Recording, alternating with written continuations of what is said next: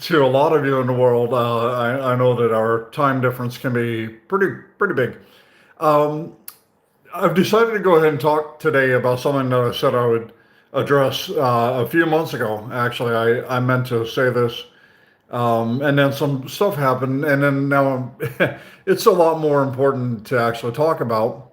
So, beginning in December, I became very ill. I was actually uh, in the hospital for a while, and I had pneumonia.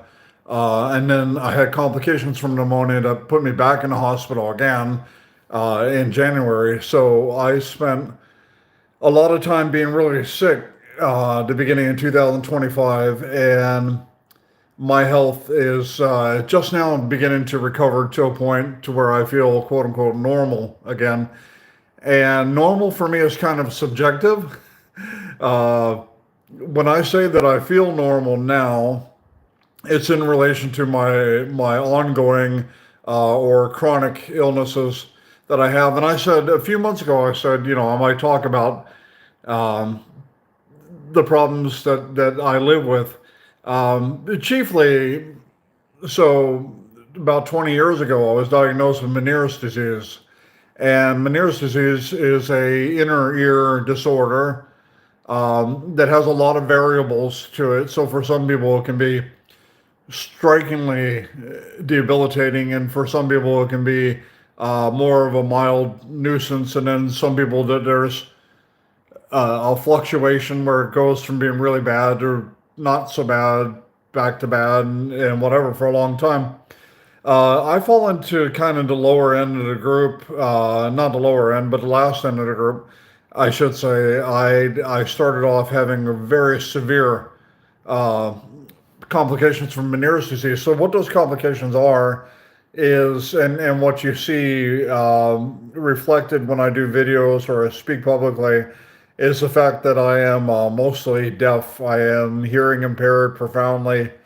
So when I was diagnosed with Meniere's disease, the first symptoms that I had were uncontrollable vertigo that came on suddenly, and the actual vertigo attack, being dizzy and everything, would last 4 or 5 hours, and it would get to a point to where I would become so nauseated, I would be sick to my stomach for hours at a time, and then eventually the vertigo would subside, and I would end up in bed for most of the day. And in 2004, that was kind of my life for most of the year, was having severe vertigo and ending up outside of being able to work or anything like that on a regular basis. So it was very debilitating and kind of changed my life. So 20 years ago, that was where I was.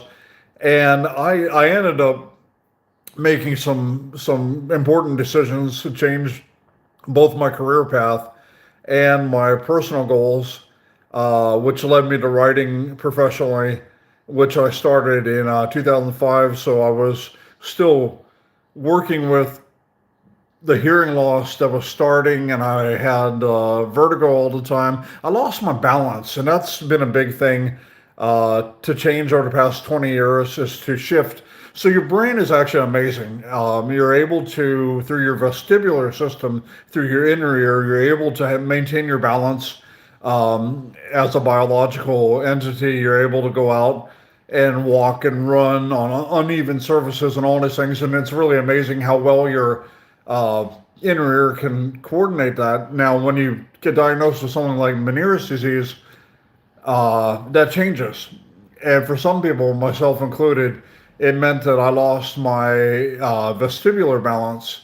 And so I'm now completely visually balanced. So when I go out and I do my walks, or I go into the jungle, or whatever, when I'm around the primates, when I'm out in the field, I'm actually only balanced visually. So if I were to close my eyes and attempt to walk, let's say about 10 feet forward on an uneven surface, I would immediately fall over. And that's part of having Meniere's disease. It's part of the problem with that. But over the past 20 years, I've been able to retrain my brain to be physically, visually balance, which is a pretty good compensation, kind of takes the place for that. I ended up losing entirely all hearing in my right ear, and I've lost pretty much about 80% of hearing in my left ear. So with the vertigo and the loss of balance and the hearing loss, Meniere's was a very complicated thing.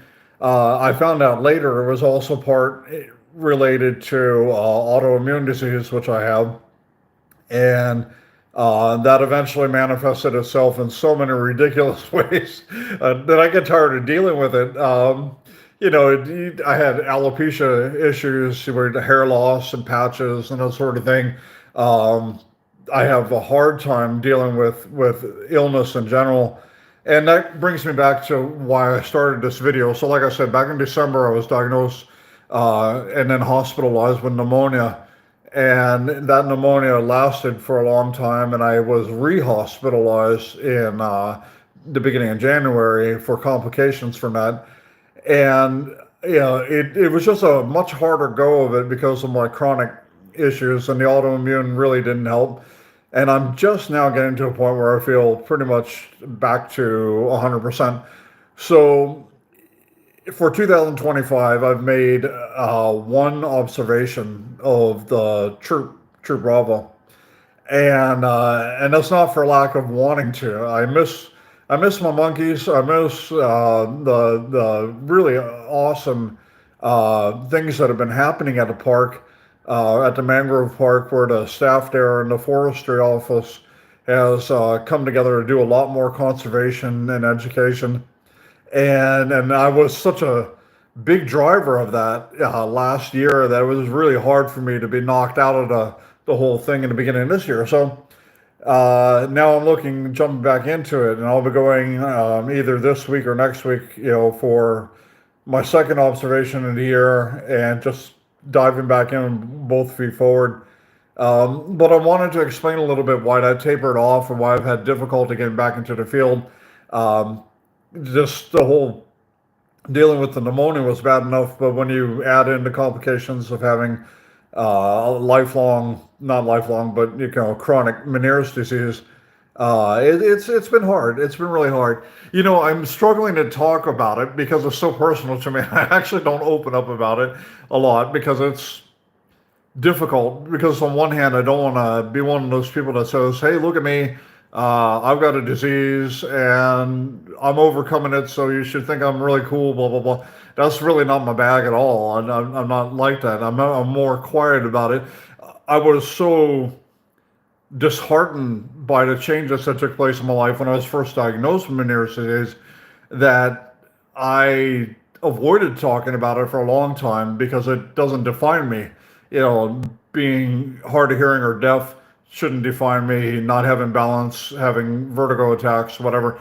It's not really. Rick Wood is not made out of that. But at the same time, it also became the thing that kind of gave me that push that said, okay, whatever you were afraid of doing when you were an able-bodied person, or whatever you thought was beyond the scope of your abilities back when you could hear and everything was great, now's the time to do it. So in 2004, after being diagnosed and kind of feeling sorry for myself for half a year, I jumped deeply into animal conservation and writing, became a career journalist, and then that led me to documentary filmmaking, and then now being retired because I live in Indonesia with my family here. I have the freedom and the ability to go out and watch the wildlife that's here, which Indonesia is a beautiful country for wildlife, absolutely amazing. So it led me to where I needed to be. But the update, the big one is that it's kind of now re-engaging back into the study a little bit deeper. The thermal photography that I've been doing, that is to say the FLIR, the forward-looking infrared photography that I've been doing, is going to be a much bigger part of what I keep doing this year.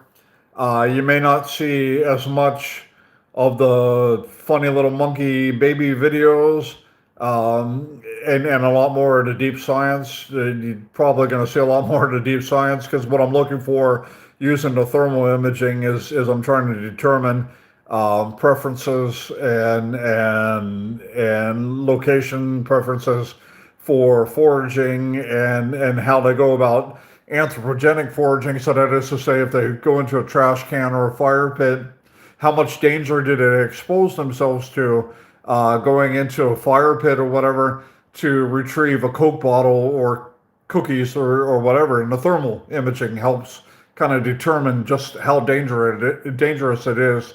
And observationally, it looks absolutely frightening when you see a long-tailed macaque stick their hand into a burning trash pit. But is it truly going to damage them? Do they know that it's safe or that it's dangerous?